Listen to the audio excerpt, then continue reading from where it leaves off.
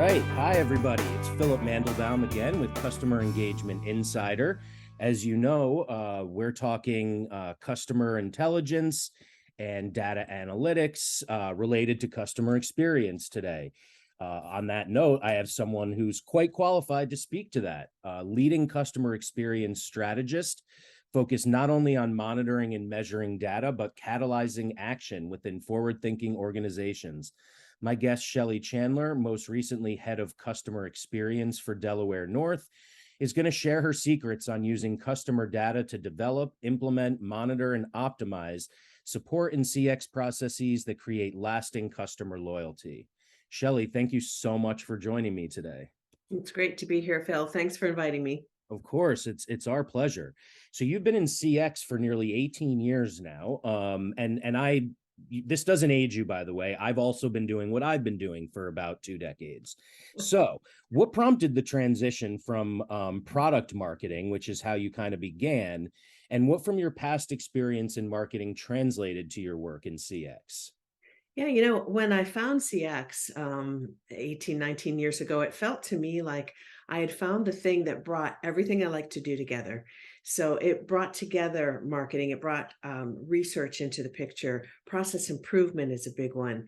And just understanding what makes people tick and what makes them buy and then what makes them loyal felt to me like, wow, there's this field that does all this at one time. I got to get into that.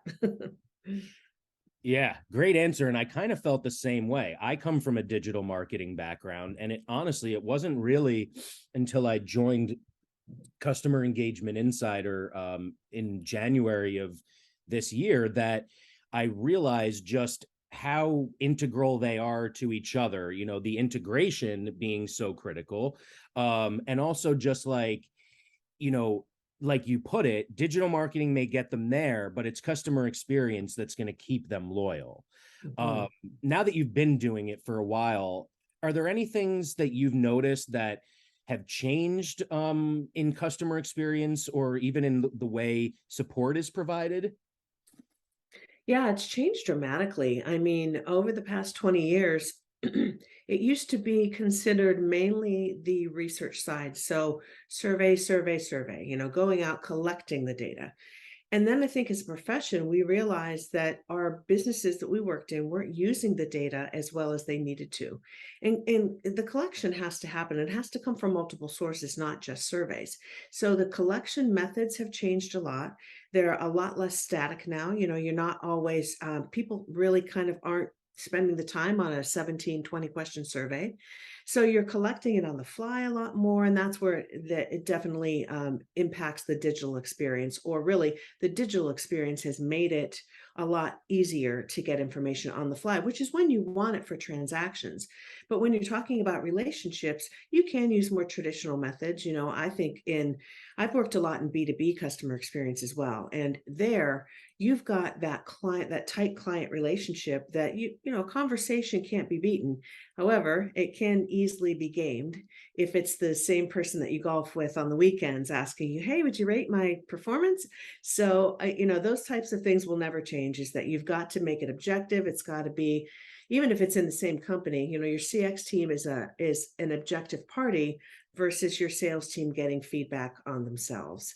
And, from a support perspective, I think what's changed is for certainly no one 20 years ago called customer support customer experience. But what you see now is we've realized the strong connection between support and it being an element of customer experience, only one element. So it's not correct to say customer support and customer experience are the same thing, or customer service. Hope that helps. Absolutely. Yeah. A lot of great points. Yes, customer support is one element of the entire customer experience, which, as I view it, also includes um, that moment when they convert from a casual user to a customer. And you talked a lot about that, digital experience and gaining data in other ways beyond surveys. So it seems to me that that's what we're doing better now. And it doesn't seem like we're doing much. We haven't lost that much in the process of automating and digitizing. But on the other hand, we do run into some issues with AI not actually personalizing, not actually empathizing. Um, but moving on, let's talk about customer intelligence and analytics. Given what we've talked about, how has your collection, management, and analysis of that data changed over the years? And describe how it works today in a little more detail. Where are you getting this information? Just a few more examples, and then how are you taking that information and translating it into things that, as you mentioned, sales or digital marketing can use? Yeah. You know, any customer experience practitioner's job should be about collection, gathering the data, analyzing the data, and then coming up with the insights on the data. And then it shouldn't stop there. That's really just one piece of it. Then it should go into helping the organization to understand how to act upon that, whether it's sales or operations or customer support. So, what's really changed a lot is depending on the size of the organization, it wasn't common to have a chief data officer in the past. I think the rise of the chief data officer in the last, let's call it 10 years, it's really matured. And a good example would be when I was with a $5 billion automotive distribution company. I came in about 6 months after the chief data officer came in, and we quickly linked arms and said, we've got to do this together because what's changed so much is that we now have way more data than we can understand. So he had to create the pathways for me to access that data while I was inputting data. So, we did what a lot of companies do. And again, sometimes in B2B, it can be a little bit behind on this, but I was part of the team that helped to build out the MDM, so the master data mart, and figure out how information should flow in and out. Sales needs it so that it can go straight into their platform so they don't have to use a bunch of different platforms. It's not ideal for me to have salespeople going into a VOC platform, for example. That's just one more thing they have to do. So, the aggregation of data and the rise of the data scientist, oh my gosh, if I could tell anyone trying to decide what to do for a career who's in school now, it's be a data analyst. You're gonna have a job forever. Yeah. So just pulling all that together, it's meaningful, but it's still relatively immature. It's still hard for anyone but a data scientist to make sense of that. Hmm. Okay. Yeah, that's interesting. And I don't want to go too far down this hole, but I swear the customer data platform is designed to help that. So for anyone watching, I do recommend just giving that some thought, looking into it. Because there are so many different places that data is coming from and then going out to. So it seems to me that just serves as this like home base where it can all just come and go from. So I do recommend looking into that. Um, Shelly, what about analytics? And specifically your KPIs, and not just like typically when I ask you that, what are the top key performance indicators that pop into your head, but also, if possible, one of the things that people seem to agree on which KPIs to track, but not what indicates good performance. Yes. So I don't know if you're comfortable doing this, but if you have any actual like performance numbers in mind, like I recommend you work hard till you get a CTR of X, for instance, or you should have a customer rating of X, etc. So I don't know if you have that readily available, but it's one thing that we're asked about a lot. Like, how do I know if I'm doing it well? Hmm. Oh yeah, that's the magic question. And that's the first thing CEOs want to know. I imagine them at cocktail parties comparing numbers, which is not the way that it ought to go. Um, First off, as a customer experience professional, you want to think about customer metrics, but you want to think about operational metrics and financial metrics. So those three buckets are really the ones to work within. You can pull in operational financial data, append it to your customer data to get that full profile. Obviously, that's where you want to go. But when it comes to customer metrics, typically you'll see there's always the NPS score, Net Promoter Score, and lots of debate about whether that really is something that ought to be transactional or not. It was not designed to be transactional. It's a relationship metric. But when you apply it to a transactional situation, I think it loses its predictive value. So you're going to have that one. Customer satisfaction is important because it's more transactional. It gets you to the day to day, and that can be applied at all points of the customer journey. So if you map your customer's journey and you know what needs to be achieved at each of those stages, that's how you cover transactional. In fact, journey analytics is one way to look at that. So in the journey, what are the key performance indicators that you have to get right? Where are the pain points that you need to fix? And then the ones you're so good at, you have to protect. So that's typically the way I've measured those things. As far as what's good, there is no way you can put one number on the world. I'm just telling you that right Okay. now. I Um, know you're right. So here's an answer, everyone. It's not coming from me. Yeah, okay, there you go. But there are benchmarks in certain industries. Now, Mhm. B2B struggles very much with a benchmark. And what I always say there is benchmark against yourself so that you know that you're improving. And, if you can get benchmarks from other B2B companies, that's great. It's very difficult because they're not necessarily going to share those results. It's easier with consumer businesses, so B2C is much easier. If you're in banking, I was in banking for 17 years, financial services, and you want to be above there. That one's a little easier. You want to be above like 72 on that scale of negative 100 to positive 100, and that's NPS only. In my opinion, the best metric is a blended metric or an index of a number of those things, which can be kind of hard to do and has to be based upon the business. But if you look at various scales that are out there, typically it's above 70 and up that are really kind of the world-class performers. I'll give you that just on NPS. Thank you. That was even more than I expected.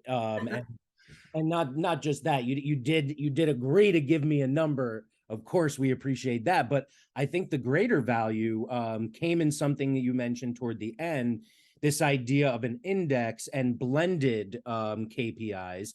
That sounds to me like something that would be done by someone like you in-house, right? That's not something you can like look up. No, you can't look it up. You can work with providers out there. I'll throw a few mentions out. I've worked with Ipsos, which is a big market research firm. If you can't do the key drivers internally, key drivers of satisfaction and loyalty, then you can work with firms like that to Mhm. help you. Because a lot of times you can do it in-house, but you just don't have the time to do it. So, Right. there are plenty of providers that can help, but the benchmarking, it can be pretty tough. And really, it just doesn't get you deep enough to know what you need to go after yourself. It can give you high level, but it can't tell you that what thing in your customer onboarding process is really bad. Yeah. But I do love the idea. I love the idea of kind of creating your own. And I also, I think that, I think that there's a lot of subjective like data with value as well, right? And so like that might be where you determine what's not working. And so there is still some value to those surveys because that's where you're going to hear Oh like yeah. right this didn't work for me at all. You have to have some basics in place because that's the kind of quantitative objective side of things that you need to keep a longitudinal view of. But don't for a minute discount the in the moment kinds of activities. So I mentioned onboarding at that same distribution company. We looked at the onboarding journey for customers who wanted to do business with us. So these were people who said, I want to work with you, I want to be your customer, and it was taking 31 days to complete that process. That does not feel like we wanted you to be our customer. We got it down to eventually 2 days and hoping to get it to one, I know. But we knew that in that process, there were key points that had to be taken care of, or things started to go off track. So, that's my plug for customer journey mapping and how important it is, whether it's the end-to-end journey or the digital journey or the, just the business funnel journey that you really need to understand. Yes, I couldn't agree more. And one thing I'll just finally add to your previous comment, just to reiterate, too, is setting benchmarks for yourself based on yourself. Competitive research, keyword research, all that stuff we know is very critical. But what better way to determine your improvement or lack thereof than to measure against yourself? So that is an obvious and easy thing that everybody should be doing. But of course, that happens after the fact. What comes first is the strategy. And so before I let you go, I definitely want to talk about that and what you believe constitutes a CX strategy. What does it mean, really? How is it developed? How is it developed? What has to be included? And also, I'm curious, like, once that's created, how often are you looking back and saying we need to make adjustments? Is it based on, things you're seeing with your related tactics, or is it like every 6 months we do X? Mhm. Yeah, I mean, they should be living documents. And when I've used them in all cases, they have been things that you revisited at some point. Certainly, with it, every 6 months, make sure you're on track. Most of the time, businesses change so much and adapt so much, the good ones do, that you're constantly, the strategy is constantly bending to accommodate that. So, the basics, of course, are know your company's vision and mission and make sure that your CX strategy is an outgrowth of that. Once you have that down, then what is the real, what are you trying to solve for? What is the brand for the experience that you're trying to deliver? I always think about brand as the umbrella and CX is how you get it done. So how then do you develop strategies that support those business goals? And I'm talking about financial goals, operational goals, all those things. They have to be intricately linked. So how do your strategies and then tactics or projects support what's going to drive numbers? Because that's what we're here for. And even if you're a nonprofit, you're driving numbers of people helped, or there's always a number to support. So how do you line your strategy up is always the question. Yeah, and how often over the past 15 or so years have you experienced conversations between digital marketing and customer experience in terms of, let's, for instance, this ad was misleading and now I'm dealing with a lot of angry prospects, or digital marketing being disappointed, say that a really well performing ad created customers, and for some reason the people who were attached to helping those customers all left or something. Mhm. There are mistakes that can be made in all departments, but to me and to CEI as a whole, CX digital marketing, inextricably um aligned. So do you have any examples of that, and if so, how did you guys deal with it? Hmm. I have lots of examples of that. But I will answer the first question, which was how often have you worked with digital marketing, feeding information to them? And I would say that's always the goal, but silos are strong. So even if, say, you all roll up to the same marketing leader, the silos are just so strong, and people get on their trains and they don't necessarily want to be pulled off. So as long as you work with your brand people and they understand that you're giving them valuable gold that can help shape the messaging. um, I'm trying to think of which example is best for me to share, but one company I worked with was not leveraging the ability to connect what customers really wanted to hear about with the messaging that was sent out. No connection whatsoever. In fact, those people just didn't even talk to each other.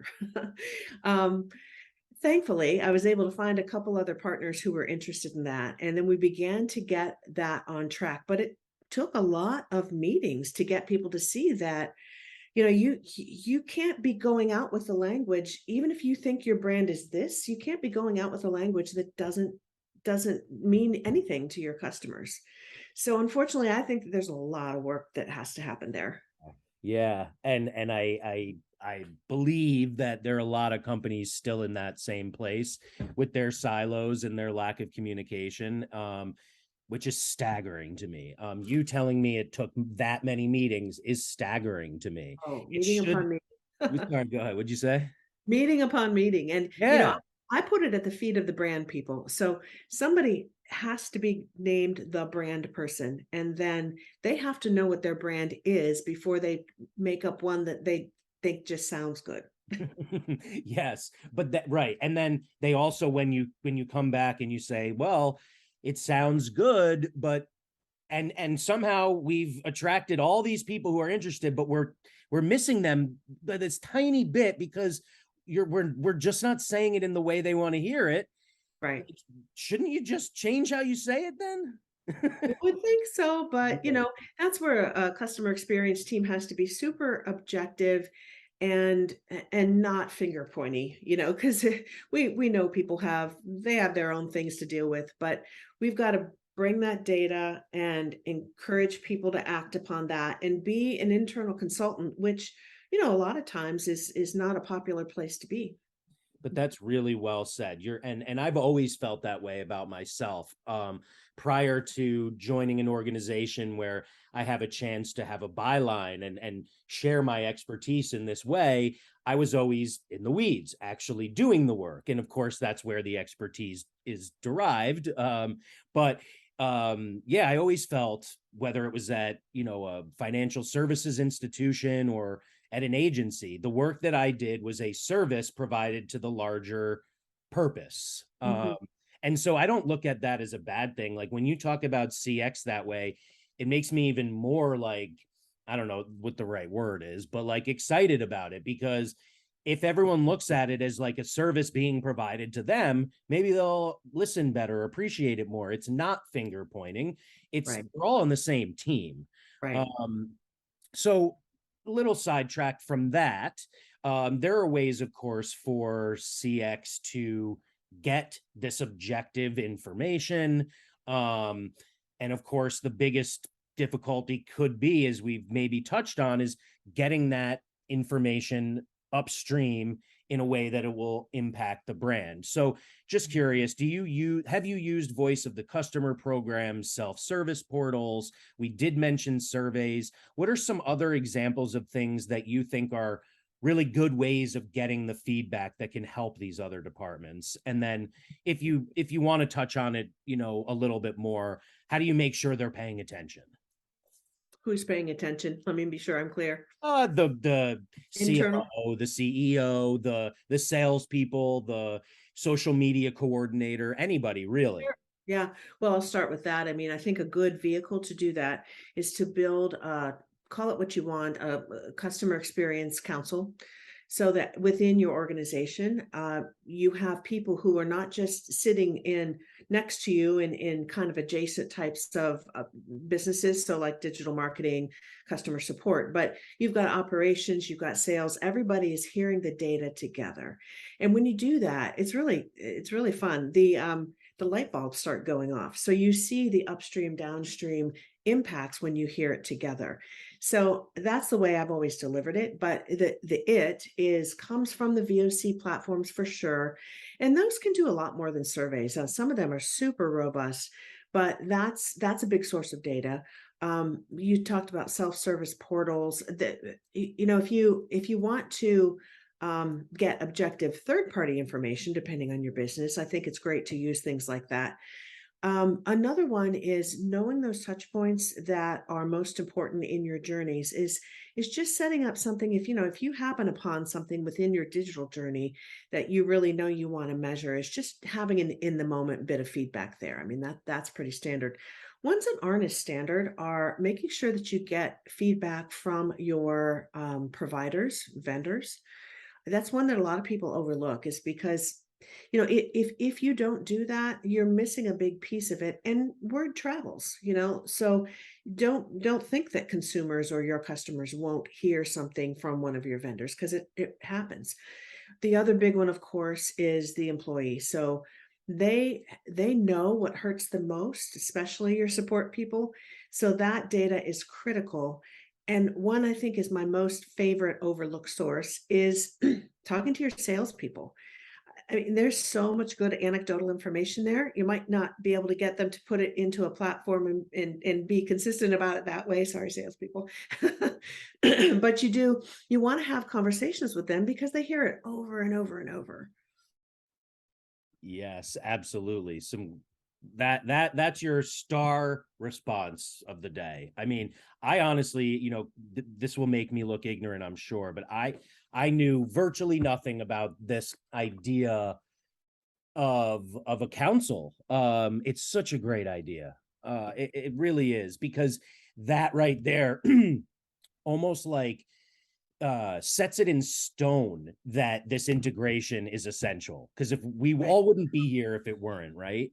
uh, Right. That integration is the biggest thing. As a CX leader, your number one job is to get everybody else to play ball. And boy, it's tough. yeah, that's very interesting. It's a very interesting outlook, and it makes total sense. And especially because these are senior people that form the council, right? So they can then take what they've learned and ideally pass it down. um and the salespeople, absolutely. We work with sales here as well, and there's always sales somewhere. And of course, they're the ones dealing with potential customers. They're the ones dealing with people who are no longer customers sometimes, or who are about to be but decide not to be. They're the ones who deal with the most high value clients, or customers. So absolutely, a ton of value there. I guess the only thing really that I'd love to get your comment on now is one last thing that you touched on, and that's employees. I'm so glad you mentioned it. I didn't really have an opportunity to do so, and you did it for me. That's the third part of what CEI is all about. Mhm. They say that employee experience is the new customer experience. And I agree. If your employees aren't happy, your customers won't be either. And on that note, like with happy employees, you are able to personalize better. You're able to empathize better. You're able to be authentic. If you're in a bad mood and you hate what you're doing, like none of that's going to come through. I mean, you probably won't even try after a certain while. So let's conclude with anything else you want to add on that interconnectivity between CX and EX. And then also just how important across all the various touch points are personalization, empathy, and authenticity. You go to a excuse me, you go to a CX conference now and you'll hear everybody talk about how inextricably linked those two things are. But sometimes you just don't hear a lot of about what that looks like. So I'll leave you with an example from a company I worked with that realized that the next stage of growth for customer support and customer service was to really get them engaged around the idea of the experience that they were delivering. But it takes incentives for that. We talked about this before the call, Phil, but it takes incentives. It takes letting them understand the data, helping them to see it on a daily basis, and that the way that they come across really makes a difference. So this company was in a big growth spurt, and because of that, they had to change the way they dealt with customers. And so it's not just something that we ask our customer support or service people to do, but it's the people who are designing the platforms, or the IT people. It's everybody understanding what the customer is seeing and looking at things from a customer lens, and then they feel more fulfilled when they can deliver along those lines. Yeah, and almost the perfect way to conclude, I think the way we've been talking about this, CX is kind of like at the center of it all, which actually makes perfect sense, because isn't the purpose to please the customer, and that's what CX is all about. That's right. Yeah. Think of us as we're really integrators. I use that word, and I love that. Sometimes when CX gets buried in marketing, it's hard for people to remember that. But it really kind of ought to sit together, sit as a clearinghouse of what do customers want, and then how do we align that with our business goals. I love it. Thank you so much, Shelly. I Welcome. really appreciate your time. What wonderful insights. And hopefully we can have you back on again sometime soon. Sounds great. This was fun. Thank you very Yeah, much. awesome. Thank you.